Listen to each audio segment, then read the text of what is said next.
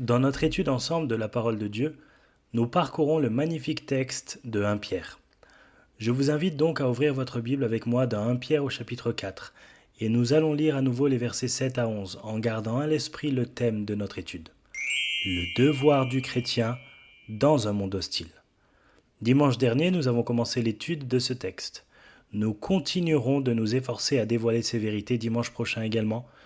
Nous nous trouvons ainsi quelque peu au milieu de ce merveilleux passage de l'Écriture. Avant de creuser le texte, permettez-moi d'essayer d'introduire le thème en me référant à un autre texte tiré de l'Évangile de Luc. Voici les paroles de Jésus au chapitre 14, verset 26. « Si quelqu'un vient à moi, et s'il ne hait pas son père, sa mère, sa femme, ses enfants, ses frères et ses sœurs, et même à sa propre vie, il ne peut être mon disciple. Et quiconque ne porte pas sa croix et ne me suit pas, ne peut être mon disciple. Car lequel de vous, s'il veut bâtir une tour, ne s'assied d'abord pour calculer la dépense et voir s'il a de quoi la terminer, de peur qu'après avoir posé les fondements, il ne puisse l'achever, et que tous ceux qui le verront ne se mettent à le railler en disant « Cet homme a commencé à bâtir et il n'a pu achever. » Ou quel roi, s'il va faire la guerre à un autre roi, ne s'assied d'abord pour examiner s'il peut, avec 10 000 hommes, marcher à la rencontre de celui qui vient l'attaquer avec 20 000. S'il ne le peut, tandis que cet autre roi est encore loin, il lui envoie une ambassade pour demander la paix. Ainsi donc, quiconque d'entre vous ne renonce pas à tout ce qu'il possède ne peut être mon disciple. Sans entrer plus avant dans ce texte en particulier et en lui réservant une étude approfondie pour une autre occasion, nous pouvons au moins discerner à partir de ce texte que personne ne devrait devenir un disciple de Jésus-Christ sans en payer le prix. Et il est clair, d'après ce texte, que l'implication est le prix et qu'il est très élevé. Être un chrétien authentique exige une volonté de payer le prix. Et quand nous parlons d'être un disciple de Jésus-Christ, c'est dans cet esprit. Nous devons encourager les gens à se rendre compte du coût, à mesurer le prix, à considérer ce que le Christ nous demande. Il est coûteux de suivre Jésus-Christ. Nous nous rappelons dans la parabole du trésor dans le champ et la parabole de la perle de grand prix que dans chaque cas il est dit que l'homme a vendu tout ce qu'il avait pour racheter le trésor ou la perle. Dans le cas du jeune dirigeant riche, Jésus lui a demandé de prendre tout ce qu'il possédait, de le vendre, de prendre son argent, de le donner aux pauvres et ensuite de le suivre. Jésus a dit à certains disciples potentiels qu'il s'attendait à ce qu'ils abandonnent tout et le suivent immédiatement au prix de toutes les autres entreprises dans lesquelles ils pourraient être impliqués. Ils étaient réticents et ont dit qu'ils devaient faire des choses comme s'occuper des affaires familiales, enterrer leur père et ainsi de suite. Jésus, confrontant aussi ceux qui sont devenus ses disciples, leur a simplement dit « Lâchez vos filets et suivez-moi. Abandonnez votre mode de vie, les choses de votre vie et suivez-moi en échange. » Nous ne discuterons pas plus du prix du salut. Mais ce que je voudrais vous rappeler est une vérité qui a été formulée au moins une fois par un homme du nom de Søren Kierkegaard, un philosophe qui a dit ceci. « Il en coûte encore plus à un homme d'aller en enfer. » Proverbe 13, verset 15, le présente ainsi. « La voie des perfides est rude. » La voie du disciple peut être coûteuse, mais la voie du disciple n'est pas dure, car Jésus a dit « Prenez mon joug sur vous et recevez mes instructions, car je suis quoi ? Doux et humble de cœur. » Le véritable prix est payé par celui qui ne paiera pas le prix de la vie de disciple. Les difficultés appartiennent à la voie du pécheur, et toute l'écriture, toute l'expérience humaine ne fait que constater la réalité de ce fait. Rejeter la justice, rejeter le salut, rejeter de devenir le disciple de Jésus-Christ, c'est choisir la voie la plus dure. Une vie de culpabilité écrasante, une vie de questions sans réponse, une vie de déception sans espoir, une vie de problèmes sans fin et insolubles. Et après tout cela, passer le restant de ses jours en enfer. Nous devrions donc en conclure et nous rappeler régulièrement, je pense, que bien que le coût de la vie de disciple soit élevé, et bien que cela exige la volonté de tout abandonner pour suivre le Christ, ce n'est rien comparé au coût élevé de refuser de devenir un disciple de Jésus-Christ. Suivre Jésus-Christ est coûteux, mais facile, et c'est le paradoxe merveilleux de la vie de disciple. En fait, dans 1 Jean, au chapitre 5, verset 3, Jean nous rappelle même que ses commandements ne sont pas contraignants. Nous sommes appelés à suivre le Christ. Nous sommes appelés à être ses disciples. Nous sommes appelés en tant que tels à obéir à ses commandements. Nous recevons une instruction claire dans la Bible et le Saint-Esprit nous donne aussi le pouvoir direct pour accomplir ses commandements. Et le résultat, c'est la joie. Et si nous sommes disposés à obéir aux doctrines fondamentales de la vie chrétienne dans la puissance d'une vie remplie de l'Esprit, alors nous trouverons que le joug est facile et que le fardeau est léger. Ainsi, alors que nous devons parler du coût de la vie de disciple, nous devons aussi parler de la facilité de cette vie due à la merveilleuse grâce du Christ donnée par l'Esprit. Nous vivons dans un monde complexe. Personne ne contesterait cela. Cependant, le christianisme contemporain semble vouloir assumer que parce que le monde est complexe, les solutions aux problèmes des chrétiens sont aussi complexes. Cela n'est cependant pas le cas. Le joug est facile, le fardeau est léger. Un voyageur, bien qu'il soit un imbécile, n'a pas besoin d'errer. Le sage et le prudent ne sont pas au courant de cette complexité. Le commun, l'ignoble, le basique, le faible, l'enfant connaissent les choses de Dieu. Les fondements de la vie chrétienne, je crois, ne sont pas complexes, mais simples, directs.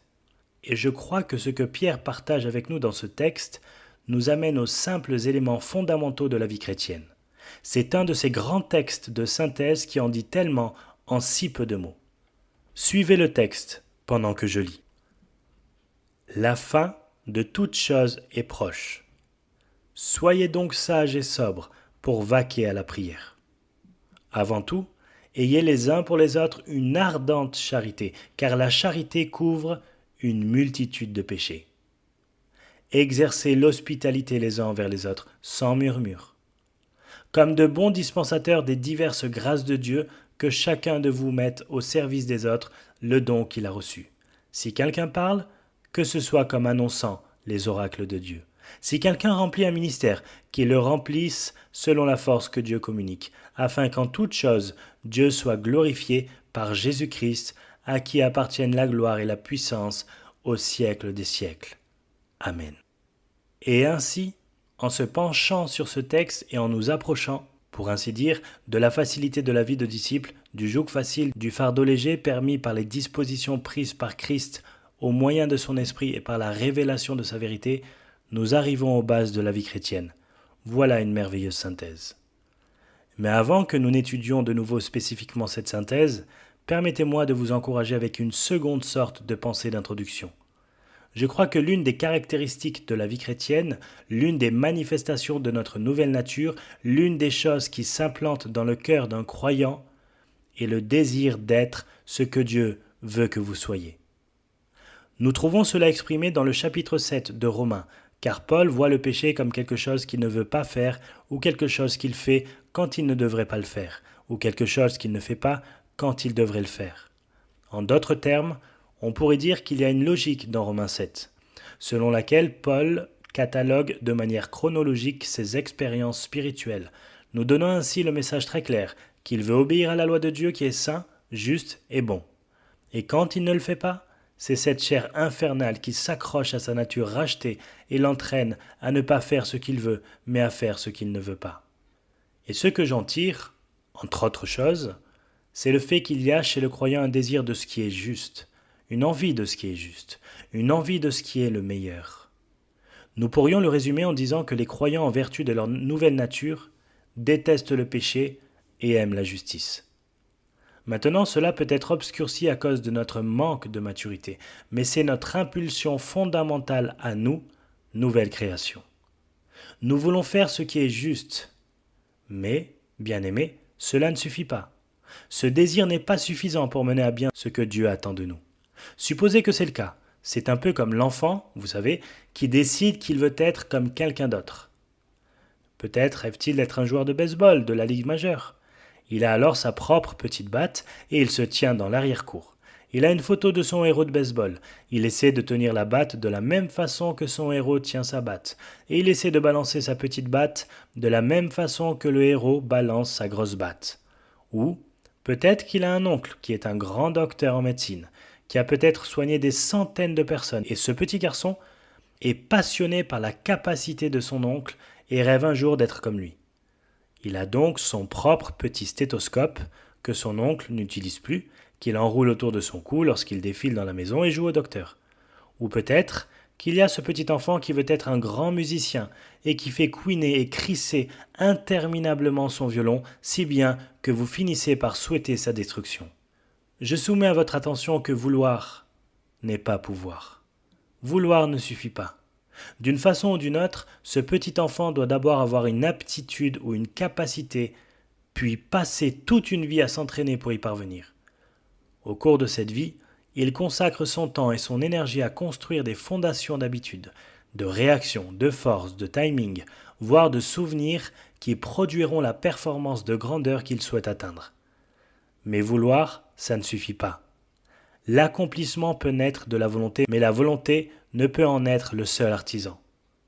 Nous savons tous qu'un succès à la batte qui retourne la situation au moment crucial lors des World Series et permet le championnat, cette capacité à agir au moment crucial en temps de crise lorsque l'enjeu est considérable n'est pas déterminée par une forte volonté, mais par un entraînement intense, n'est-ce pas vrai ? Être capable de performer en temps de crise dans une salle d'urgence quand la vie ne tient qu'à un fil et que cela dépend de vous de garder le patient en vie ne tient pas à votre volonté. Cela arrive grâce à l'intense entraînement qui vous a préparé à ce moment de crise. Être capable de se tenir devant ce public critique en faisant attention aux erreurs de discernement ne se produit pas par la seule volonté, mais grâce à une préparation intense. Oui, grâce à une vie de préparation. Et je vous ferai remarquer, bien-aimés, qu'il y a beaucoup de chrétiens, peut-être la plupart d'entre eux qui se comportent comme cela, parce qu'ils peuvent voir l'image du Christ dans la parole de Dieu et désirent l'excellence spirituelle, mais écoutez attentivement, ils n'ont pas la discipline journalière nécessaire pour atteindre leur but. Et la volonté ne leur permettra pas de réagir en temps de crise. C'est pourquoi beaucoup de chrétiens bien intentionnés ne sont pas présents en temps de crise. À l'approche de la crise, ils aimeraient trouver un raccourci. Ils aimeraient obtenir un cours rapide de force spirituelle à mesure que le moment de la crise arrive. Cela n'arrive jamais. La seule façon pour que le joug soit facile, la seule façon pour que le fardeau soit léger, la seule façon d'être prêt pour une crise est quand vous avez été préparé par la discipline spirituelle de marcher dans l'obéissance des principes révélés de la vie chrétienne. Il n'y a pas de raccourci. Il n'y a pas de solution rapide. C'est la discipline spirituelle au jour le jour qui construit la force, le courage, l'audace et la profondeur qui nous fait performer dans les moments de crise. Les chrétiens semblent très pressés d'apprendre qu'ils ne peuvent pas avoir une vie hors de contrôle. Et lorsque le temps de crise arrive, en prendre le contrôle et instantanément vivre et réagir comme le ferait le Christ. Vous ne pouvez pas le faire si, durant le reste de votre vie, vous ne vivez pas comme Christ voudrait que vous viviez. Mais c'est justement ce genre de christianisme superficiel qui nourrit la superficialité de notre temps. Dallas Willard a écrit dans un livre intitulé « L'esprit des disciplines », et je cite « Les situations imprévues ne sont pas le lieu où nous pouvons, même par la grâce de Dieu, passer d'une vie qui n'est pas à l'image de Christ, mais enracinée dans une tendance à l'action, à une vie soudainement ressemblante à celle du Christ. Nos efforts pour prendre le contrôle à ce moment-là échoueront si fatalement et si peu glorieusement que tout projet de suivre le Christ apparaîtra ridicule aux yeux du monde. » Fin de citation. Il ajoute « Il y a quelques décennies, paraissait un roman chrétien très réussi intitulé « Dans ses pas » que nous avons lu récemment. L'intrigue raconte une série d'événements tragiques qui amènent le pasteur d'une église prospère à réaliser à quel point sa vie était différente de celle du Christ. Le pasteur encourage alors sa congrégation à faire le vœu de ne rien faire sans d'abord se poser la question « Que ferait Jésus dans cette situation ?» Or, comme le montre le contenu du livre, l'auteur a considéré ce vœu comme la même chose qu'avoir l'intention de suivre Jésus, de marcher précisément dans ses pas. C'est bien sûr un roman, mais même dans la vie réelle, nous nous attendrions à des changements significatifs dans la vie des chrétiens, les plus fervents qui auraient fait un tel vœu exactement comme cela se passe dans ce livre. Ensuite, il écrit « Mais il y a un défaut dans cette façon de penser. Se demander « Que ferait Jésus à ma place ?» quand tout d'un coup, face à une situation importante, il n'y a tout simplement pas de discipline ou de préparation adéquate en amont pour vivre comme le Christ, cela ferait sans doute du bien, et c'est certainement mieux que rien du tout. Mais cet acte seul ne suffit pas à nous faire traverser une crise avec assurance et confiance. Et nous pourrions facilement nous retrouver au désespoir face à la tension impuissante que cela nous ferait subir. Fin de citation.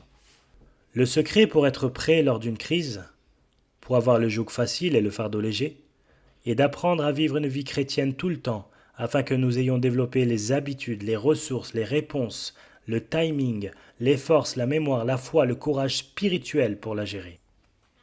C'est le problème. Se comporter comme Jésus-Christ est notre but. Mais être capable de faire cela n'est pas le résultat d'un désir. C'est le résultat d'une discipline spirituelle quotidienne. Jésus a dit dans Luc chapitre 6 verset 40, « Le disciple n'est pas plus que le maître, mais tout disciple accompli sera comme son maître. » Le romancier, Léon Tolstoï, a écrit « La vie entière de l'homme est une contradiction continuelle de ce qu'il sait être son devoir.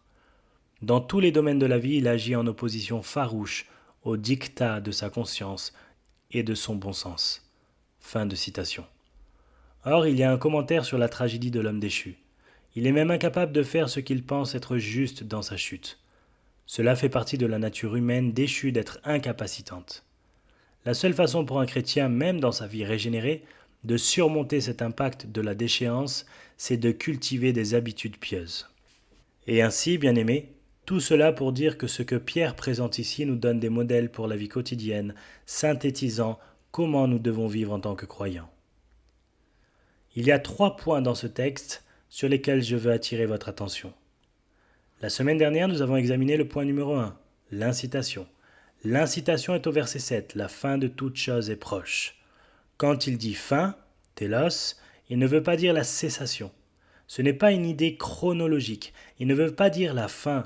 Il signifie que l'achèvement, l'atteinte du but, l'accomplissement, le but visé, le destin s'accomplissent. Et je crois qu'il a en tête le retour de Jésus-Christ. L'incitation à la vie sainte est de vivre dans l'attente constante du retour soudain du Christ. Nous avons passé tout dimanche soir dernier sur ce point seulement. Allons au deuxième point. Après l'incitation viennent les instructions. Les versets à partir du 7b jusqu'à la première partie du verset 11 nous donnent les instructions pour la vivre selon la vie voulue par Dieu.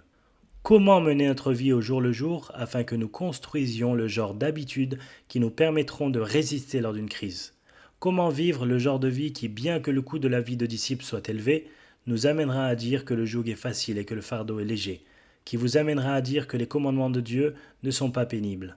Voici quelques règles de vie qui doivent être établies.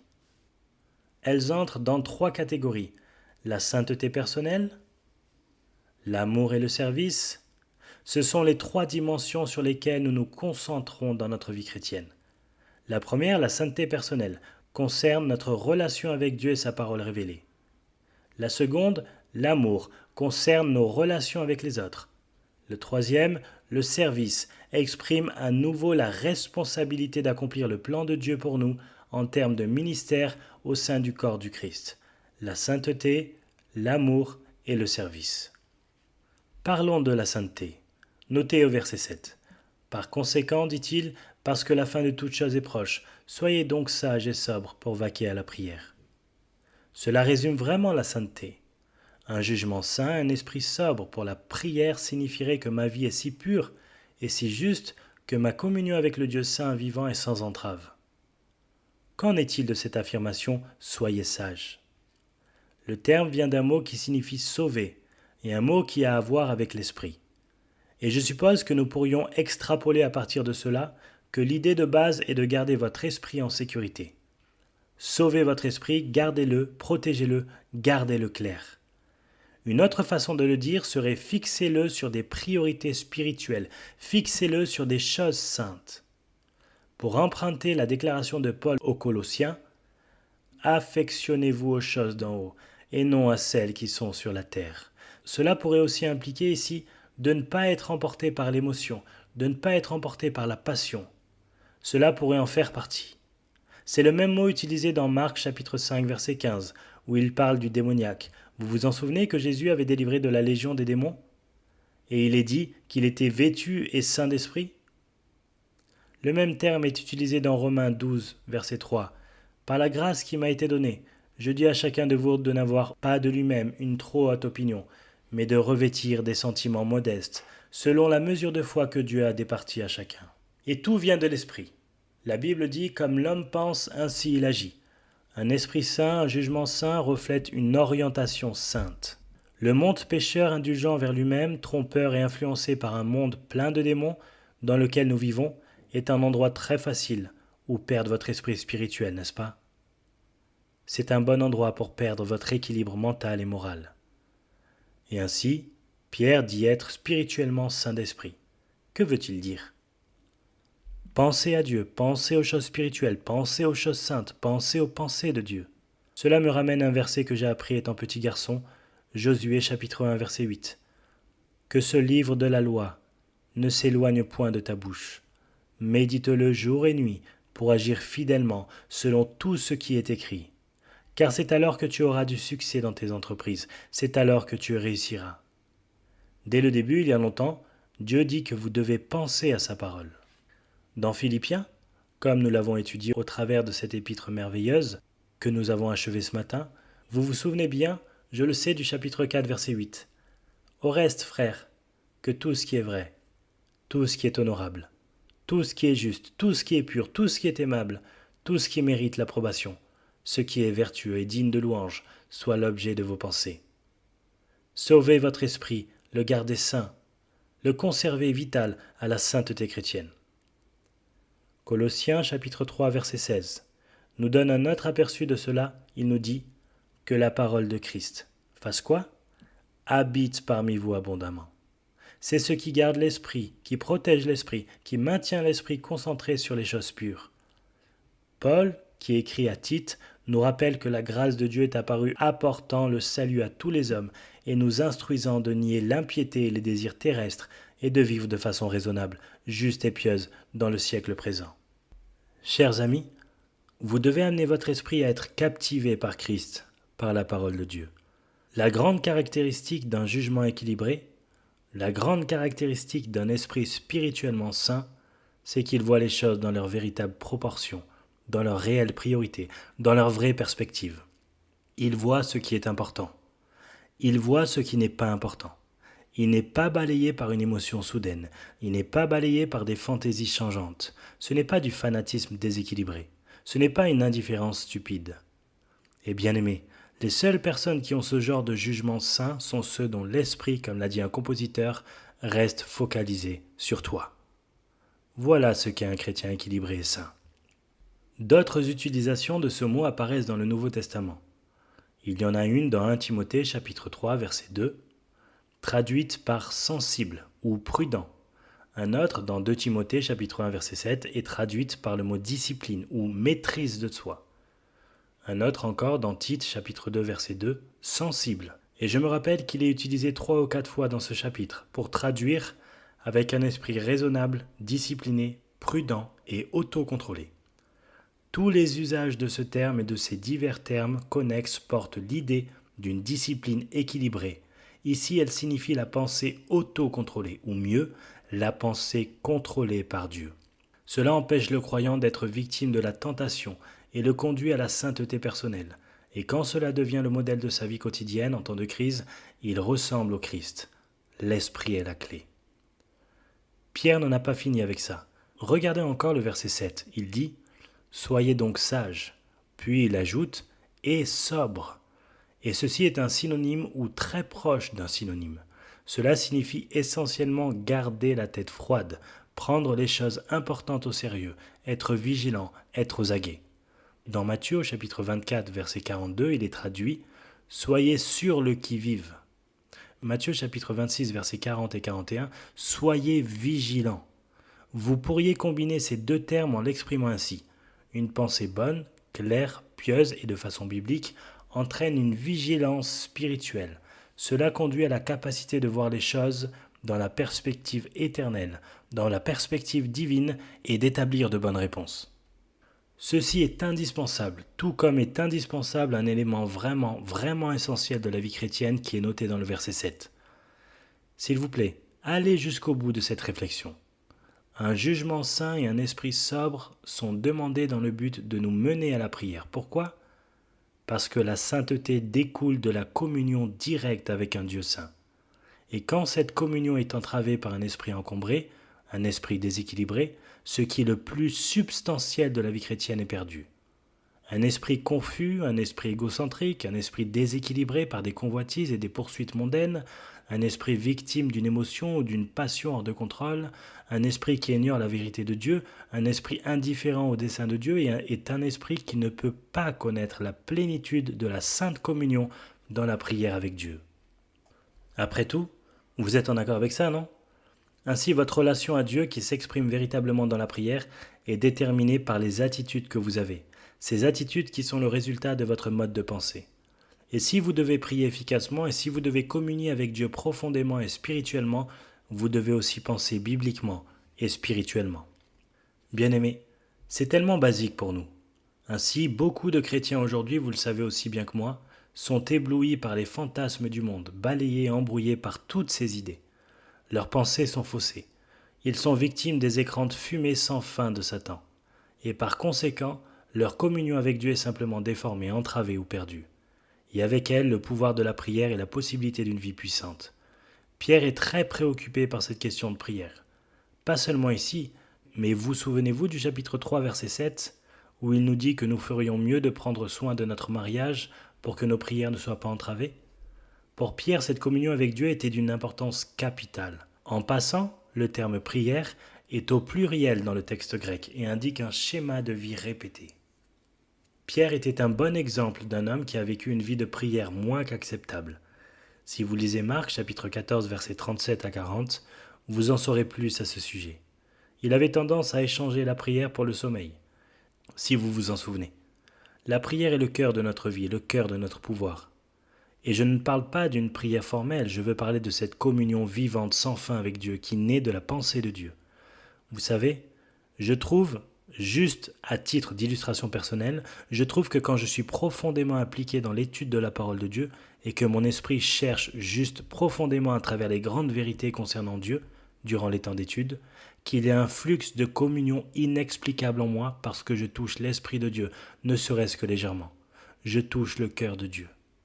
Et même lors d'une communion silencieuse, il y a un sentiment de présence écrasante. Cela n'arrive que dans les moments où nos esprits font des jugements solides et traitent la vérité divine sobrement avec vigilance. Alors, la communion coule vraiment. Je vais vous dire, les gens me disent cela tout le temps quand je vais à des conférences de pasteurs. Chaque fois que nous en avons une, peut-être à quelques exceptions près, je ne devrais pas dire à chaque fois. Mais il n'est pas rare l'occasion où ils me demandent « Parlez-nous à propos de votre vie de prière, à propos de votre expérience de prière. » Ce à quoi je répondais inévitablement « Les moments de plus grande communion avec Dieu sont pour moi les moments où je me concentre le plus profondément sur les pensées de Dieu. Je suis en lien avec lui. Et ainsi, plus j'ai l'esprit du Christ, plus la communion sera douce. Plus souvent mes pensées seront les pensées de Dieu, plus souvent je serai en communion avec lui. » Ainsi, dit Pierre, la vie chrétienne résumée est aussi simple que cela. Penser les pensées de Dieu. Qu'est-ce que ça veut dire ? Cela signifie être chaque jour dans la parole de Dieu, être chaque jour à méditer, penser, absorber, être attiré, apprendre à penser les pensées de Dieu. Comme je le dis souvent, il devrait arriver que nous soyons si profondément remplis de l'Écriture que nos réponses involontaires soient pieuses parce que nous en sommes tellement emplis. Et puis, vient la douceur de la communion, puis vient la prière efficace, puis vient le pouvoir. C'est le fil conducteur de la vie chrétienne. Et là encore, avec le génie du Saint-Esprit, nous arrivons au lien horizontal. Le deuxième domaine qui préoccupe Pierre dans cette histoire d'instruction concerne l'amour. Je ne pense pas que l'on puisse en dire beaucoup plus sur l'amour qui n'a pas été dit 1000 fois, et je ne veux pas débattre du problème, mais je tiens à souligner ce que Pierre en dit. Regardez au verset 8. Avant tout, ayez les uns pour les autres une ardente charité, car la charité couvre une multitude de péchés. Exercez l'hospitalité les uns envers les autres, sans murmure. Ici, Pierre se détourne de l'aspect vertical de vivre une vie sainte devant Dieu à l'aspect horizontal de vivre une vie d'amour devant les hommes. Et il est principalement préoccupé par les relations avec les autres chrétiens. Vous me direz, eh bien, n'est-il pas préoccupé par l'évangélisation ?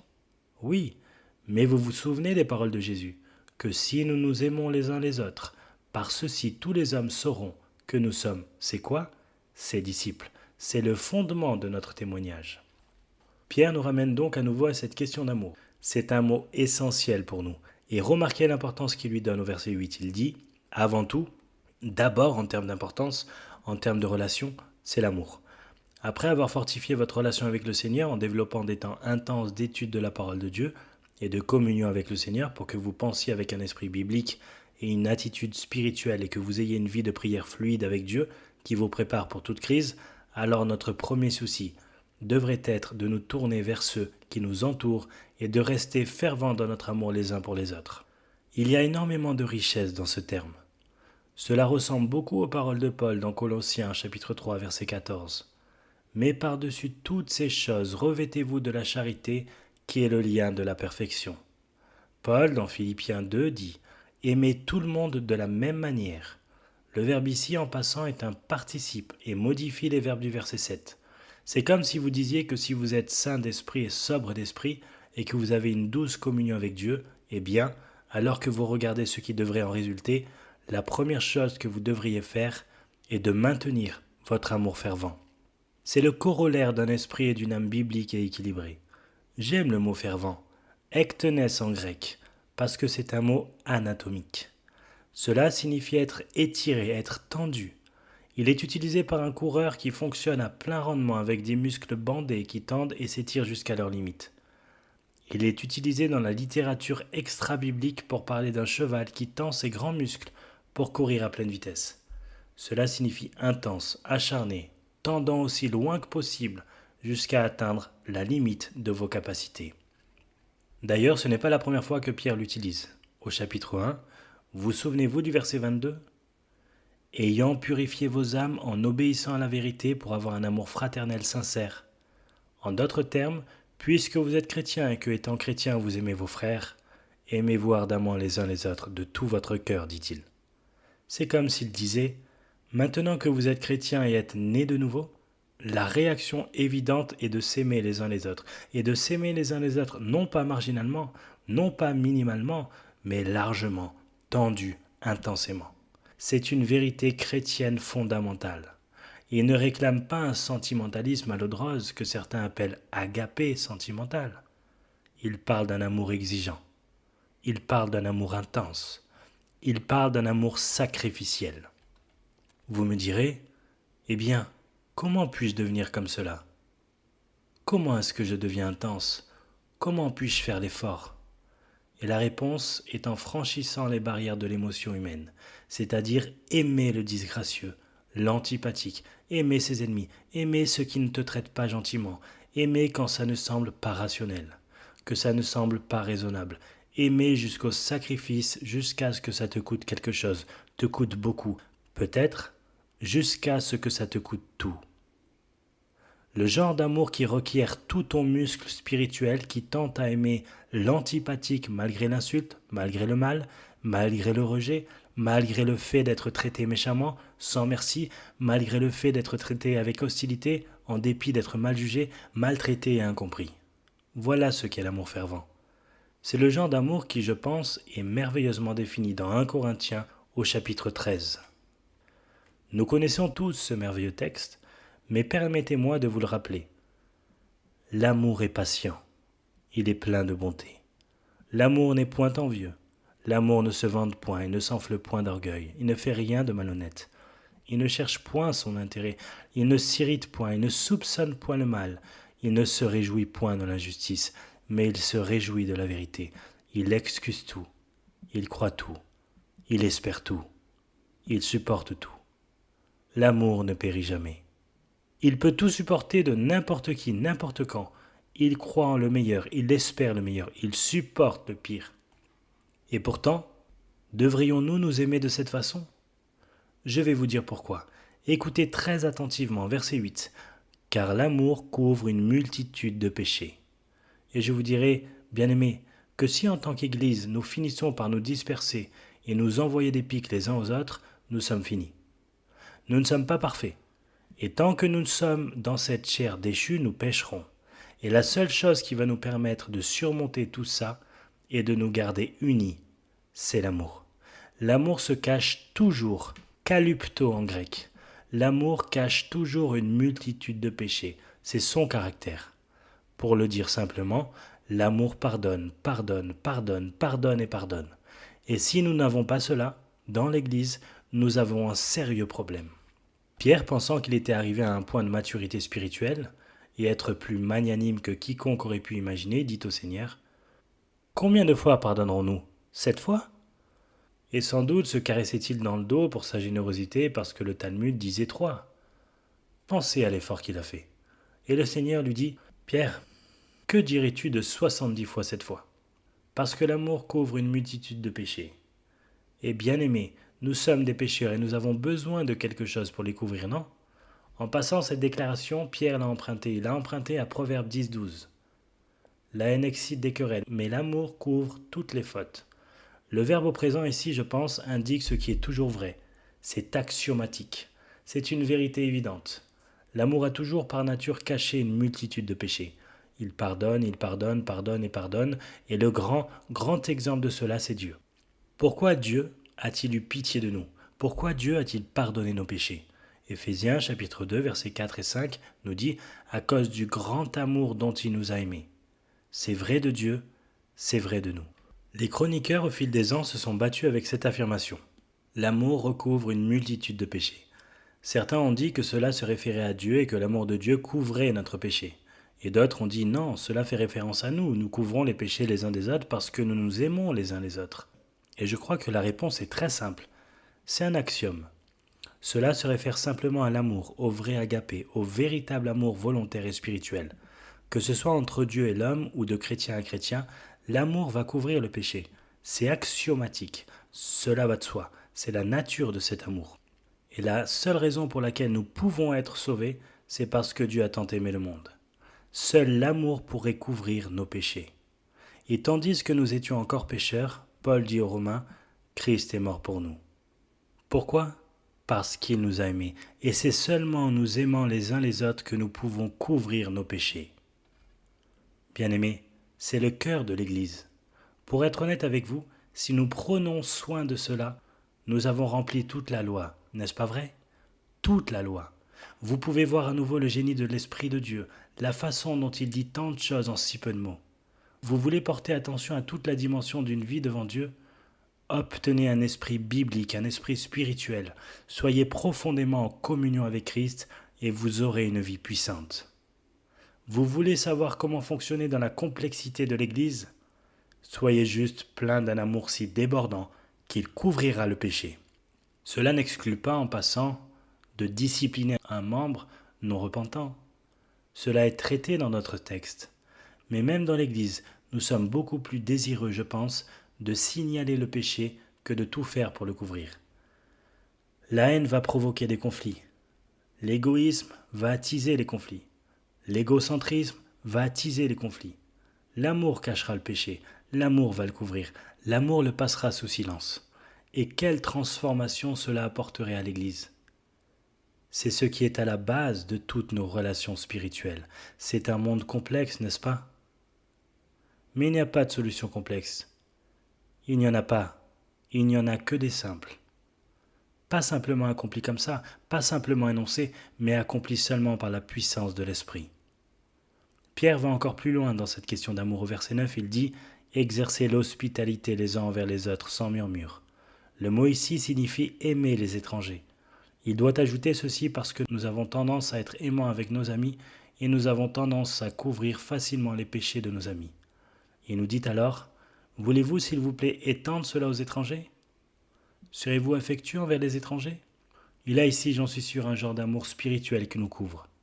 Plus que cela, il a aussi à l'esprit l'ouverture de nos cœurs et de nos foyers pour ceux qui sont dans le besoin, car l'amour est intensément pratique. Et si tout ce qu'il y avait à dire était dans le verset 8, nous pourrions supposer qu'il s'agirait juste de sentiments émotionnels, donc il amène tout cela à un niveau très pragmatique. Et quand il utilise le terme hospitalité, il parle simplement d'aimer les étrangers de manière pratique. La plupart ont associé ce mot à l'ouverture de leur maison. Tous ceux qui étudient le Nouveau Testament comprennent que les chrétiens qui voyagent, les pasteurs et les prédicateurs itinérants ne pouvaient pas rester dans les auberges qui, en ce temps-là, étaient plus des maisons de mauvaise réputation. Les premiers chrétiens n'auraient probablement pas pu exister s'il n'y avait pas eu l'hospitalité offerte par l'Église. Mais il y a plus que ça. Ouvre ta maison, accueille quelqu'un. Et j'aime ce qu'il dit dans Hébreu. N'oubliez pas l'hospitalité, car en l'exerçant, quelques-uns ont logé des anges sans le savoir.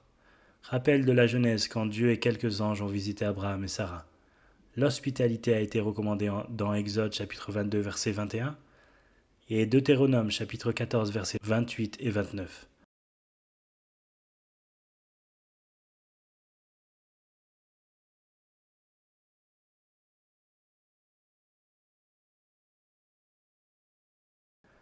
Incontestablement, Jésus a insisté pour que nous donnions un verre d'eau fraîche au plus petit des siens en son nom. Et particulièrement dans Luc chapitre 14, vous avez l'appel de Christ pour aller sur les routes et appeler les pauvres et les aveugles et les boiteux et les amener dans votre maison et les nourrir. Et Dieu honore indubitablement ces sortes de sacrifices. Mais tout l'esprit de ceci est plus grand que de simplement fournir un repas et ouvrir une porte. C'est embrasser le fait que nous devons aimer les gens en dehors de notre cercle normal. Et nous devons le faire sans grogner, sans murmurer, sans rancune, sans ce que j'appelle la mentalité de l'almanach Richard des pauvres. L'almanach Richard des pauvres dit « Le poisson et les visiteurs sentent mauvais en 3 jours ». Nous devons avoir une généreuse hospitalité envers ceux que nous ne connaissons pas. Nous devons avoir une ouverture de cœur pour eux. Alors quel est donc le devoir du chrétien dans un monde hostile ?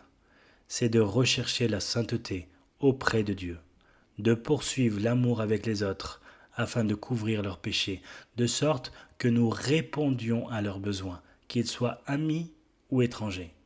Le dernier point de service, nous le laissons pour la prochaine fois. Inclinons-nous ensemble dans la prière. Père, nous te remercions encore ce soir pour ce grand message. Et Seigneur, nous ne voulons pas être comme le petit garçon qui veut être quelqu'un et suppose que peut-être en le souhaitant cela se réalisera. Puissions-nous avoir des pensées plus mûres que cela, savoir que tout commence par la volonté, que cela se concrétise par la poursuite quotidienne des commandements que tu nous as donnés. Puissions-nous savoir que la seule façon dont nous pouvons être prêts pour une crise, la seule façon dont le joug devient facile et le fardeau léger, la seule façon dont le coût élevé de la vie de disciple peut devenir joyeux, est lorsque nous sommes prêts à affronter l'heure inévitable d'un procès qui teste notre foi. Alors aide-nous, Seigneur, à rechercher la sainteté, à poursuivre l'amour, comme nous avons été instruits, afin que nous puissions vraiment, fidèlement, accomplir cette tâche à laquelle nous avons été appelés. Et nous te louons pour la grâce propice de l'Esprit de Dieu, au nom de ton Fils. Amen.